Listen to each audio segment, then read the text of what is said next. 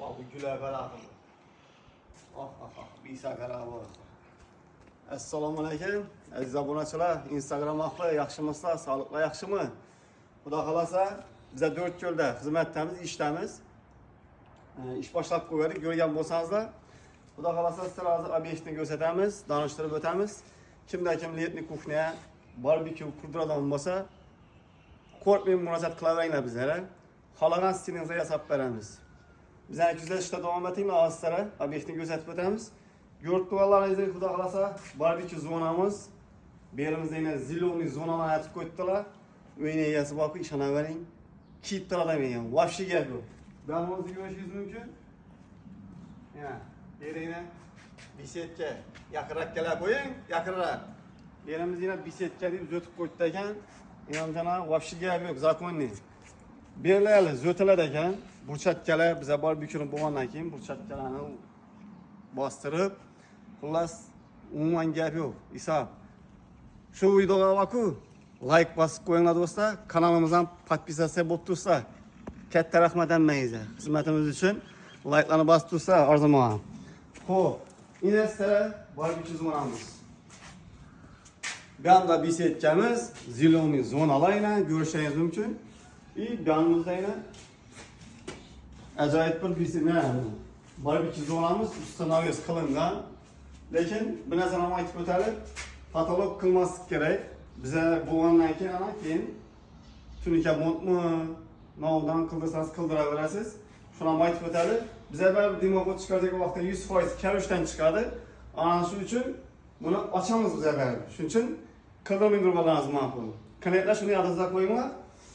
Xo'p, sizlarga obyektimizni tushuntiradigan bo'lsak, bu obyektimizda berimizda рабочий stol, bir 60 sm deyin, 10 kiloluk kazanımız, 10 kiloluk kazanımız.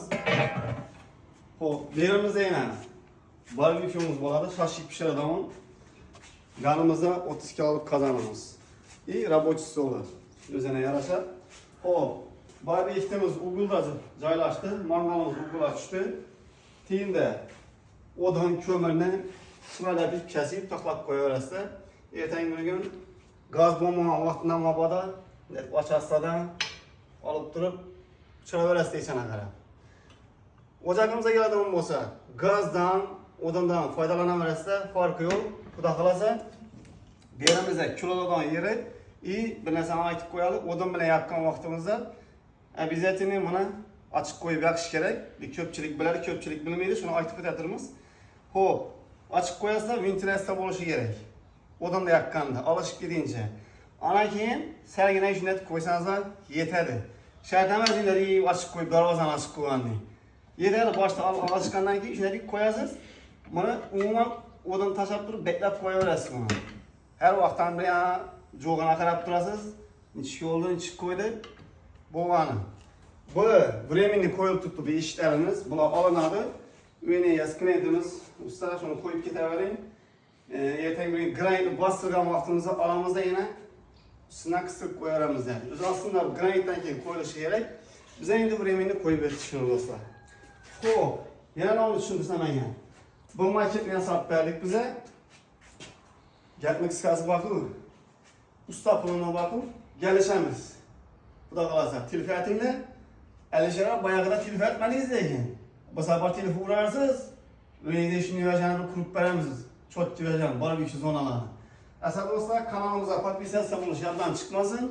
Bizdan uzoqlashmang, bizani kuzating. Xudo xolasa bu ish jarayonlarini yana davomini ko'rsatib boramiz. Asal do'stlar, sog' bo'lasizlar, salomat bo'lasizlar. Hammaning ishini omad, kuch-quvvat. Like-dan chiqmasin. Kommentariy kutib qolamiz.